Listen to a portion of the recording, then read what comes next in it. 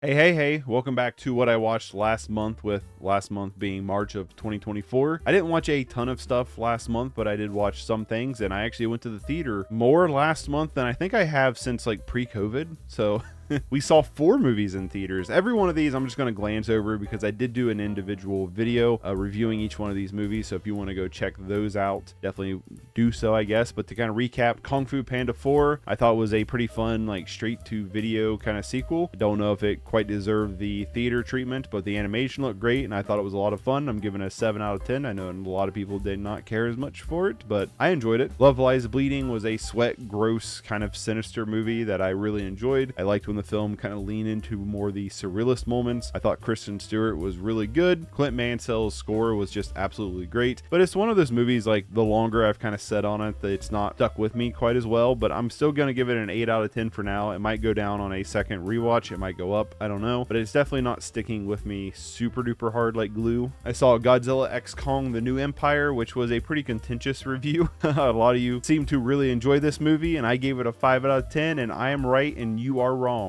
Sorry, and I'm glad you enjoyed it more than I did. The last thing I saw in theaters was Late Night with the Devil, and honestly, this might be my favorite film of 2024 so far. I thought this film was absolutely great. I am very excited to give it a rewatch. It's one that could go up or could go down on a rewatch. I'm not sure. Just the aesthetic of the film mixed with how they unraveled the narrative, unraveled the story. I just really got like hooked into it, and I thought it was great. I thought David Desmouchian, if I'm saying that right, gave an absolutely stunning performance. And yeah, this movie just clicked with me on all cylinders. 8 out of 10. Now on to the things we streamed. One thing we streamed, it's not a movie, but I'm still going to talk about it, is Quiet on Set, The Dark Side of Kids TV. You can stream this on HBO Max if you want to, or I guess it's just Max now, right? It's not Hobo Max anymore. This is a documentary kind of highlighting the toxic work environment of kids TV shows at Nickelodeon and how like some predators were kind of hanging around, you know what I mean? Basically, people are gross. This documentary is too long. It focuses too much on speculation and hearsay. The presentation uses a lot of reused shots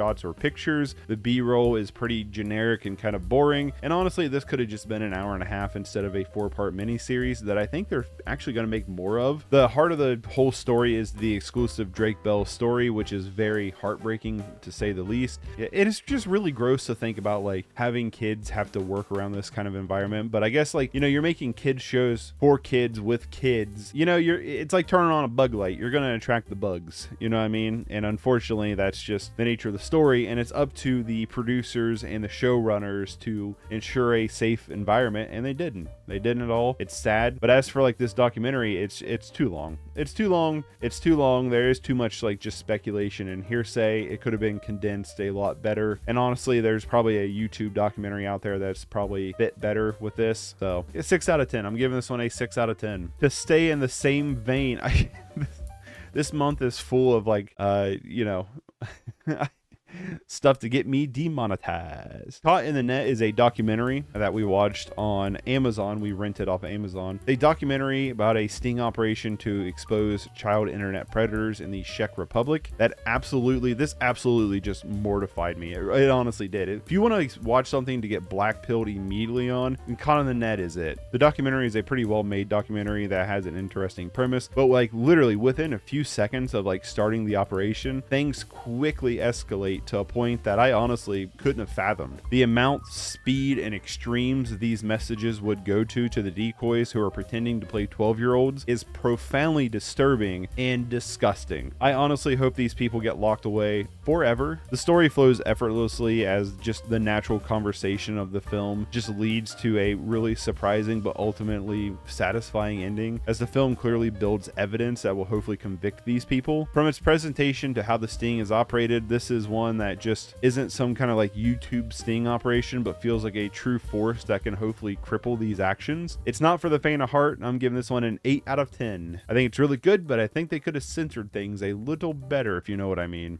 I did get to watch The Interview, or Percival and Lewis Talk About Employment. This is the newest short film by Dylan England, friend of the channel. Now, I will say, like, I understand like talking about his movies, like you got to take everything I say probably with a grain of salt, because over time I have become kind of friends with him. I'm trying not to paint any kind of biases when I talk about his movies, but I really enjoyed this one. This one's not really available yet. I think he's submitting it to some film festivals. I think it's actually won some awards already at some film festivals, but he sent me a link so I could catch it early. So thank you, Dylan. I appreciate that. But the film is about basically Lewis during a job interview discussing a wide array of things with Percival, the one who is conducting the interview. And first off, I want to say that Kevin Miner, who plays Percival, is just absolutely fantastic. His line delivery was natural and comedic, playing into the absurdity towards the end. The back and forth between Lewis and Percival feels fluid, and the film feels like it was able to keep things visually interesting despite such a small space. It's really just a fun two people talking kind of movie that is pretty short and is worth watching. It is a 7.5 out of 10 for me, and I wish Dylan the best of luck with it. The last thing we streamed was on Prime, and that was Ricky Stanicky. Ricky Stanicky is a film about a group of friends that make up an imaginary friend to blame all their bad actions onto. Eventually, the lie catches up to them, and they have to hire an actor to play Ricky in their lives to keep the lie going. It's an incredibly formulaic and predictable film. The film tries to enrich the characters, but it fails to build the characters in a way that feels genuine. By far, Zac Efron and John Cena outclass everyone else except for William H. Macy by acting circles around them. But everywhere where the film falters, it honestly soars when it just goes lowbrow. Letting its humor live in an immature, filthy nature is where this film finds some genuine laughs out of me. It's this almost profanity-strewn childish humor that kept the film going through its lulls and its very bloated runtime, and I'm giving this one a 5 out of 10. Alright, now let's talk about everything that I own that I watched this month. One of those being Kung Fu Panda. I rewatched this before Kung Fu Panda 4 so I could do the screen to console episode. It's one of my favorite movies ever. It's like a 10 out of 10. I did the whole screen to console, so if you want to check that out, definitely check it out. I think the video is awesome.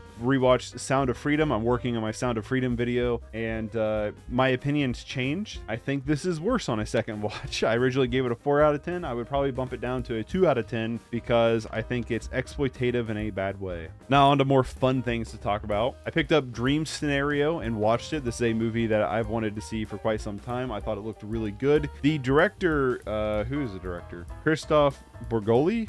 I don't know how you say their last name.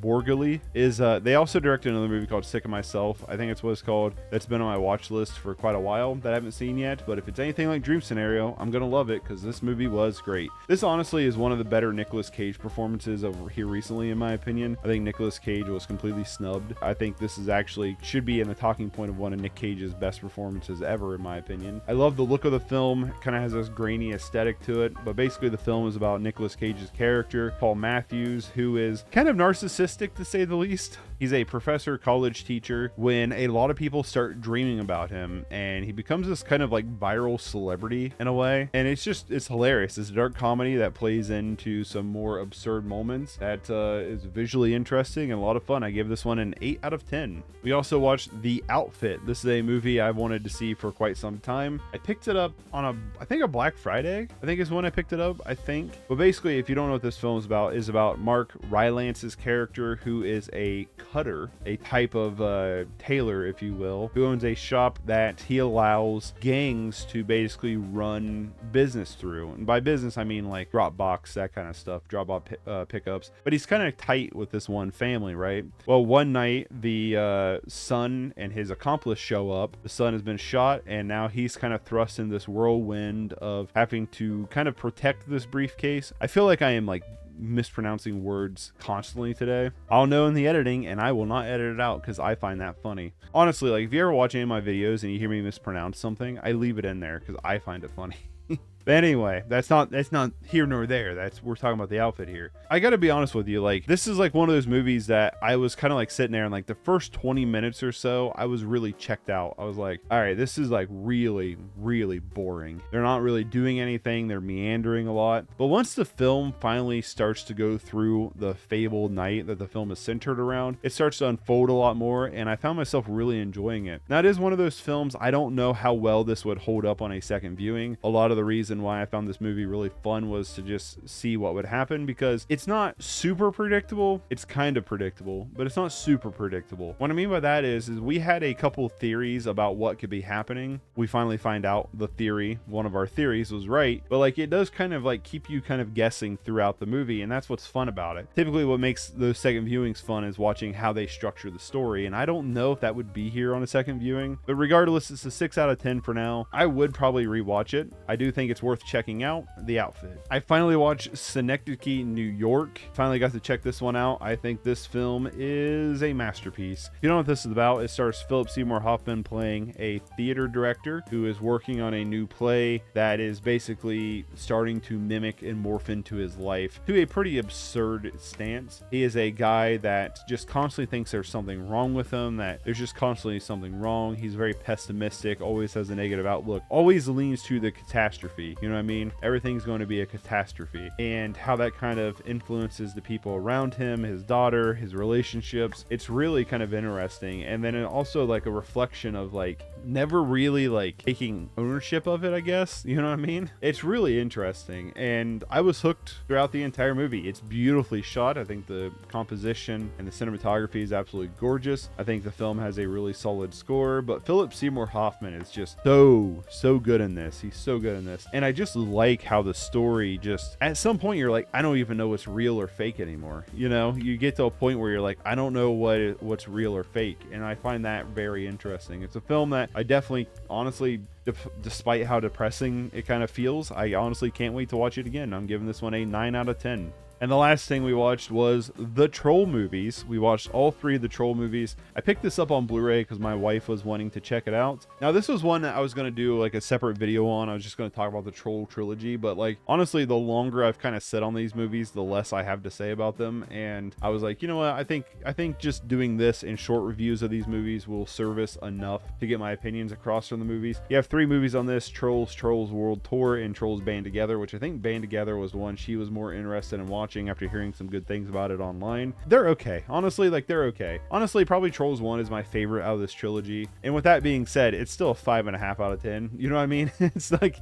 I don't think it's great. The story of the first one is about a bunch of the trolls being kidnapped. It's basically a rip on Smurfs, but these trolls get kidnapped from the, what are they called? The Bergens, I think is what they were called. Yeah, the Bergens, who are like these older, taller, bigger trolls that eat the little trolls to make themselves happy. It's like a euphoric like kind of thing when they eat a troll. It's kind of wild. But anyway, everybody gets kidnapped. Anna Kendrick and Justin Timberlake, their characters must go rescue everybody. I think it's a pretty fun like a little adventure movie. I love the animation design. And what I mean by that is I like a lot of the patterns. A lot of things felt tipped in a way. There's a lot of good world design. There's a lot of good like just art design in this movie. However, I'm going to say this with all 3 of the movies. I just kept wondering why this just isn't stop animation. I feel like the films would have serviced so much better in being stop animation rather than 3D animated. But all 3 of these movies are jukebox musicals, which is basically they use licensed songs, except for I think Trolls 1 had their own original song. Yeah, it's just kind of goofy. It's goofy, kind of fun. I kind of enjoyed the first one. The second one, World Tour, which was the one I was most excited to watch out of these groups, was probably the worst, which is disappointing because it's the rock one. Every troll society, troll country, is a different genre of music, and the rock and roll ones are kind of coming through, destroying everything to make everybody listen to rock and roll. And well, the thing that's annoying is, one, they do the thing where they call classic rock heavy metal, and it's like, no, not really. But then on top of that is whoever they got to voice Barb, the villain. First off, she's a terrible villain, but also like she sucked. Her vocals were terrible. Her singing never matched the pitch, tone, or rhythm of the songs that she was singing to. It's almost like she just sung her lyrics and then they put the music to it later. Like she had no reference music. That's what it felt like every time she sung. It just was off-putting and off-fitting the entire time and just kind of brought it down every time she was on screen. The overall story is, it's an interesting premise that never gets fully explored because they just bounce from place to place, so you never have time to develop anything. And it's a 4 out of 10. The last one being Trolls Band Together, which this one feels more like a true sequel to the first movie than World Tour. It's almost like they just, you know what I mean? Like, let's just forget about World Tour here. But they also do this thing where they don't really care about continuity that much, and they kind of just like,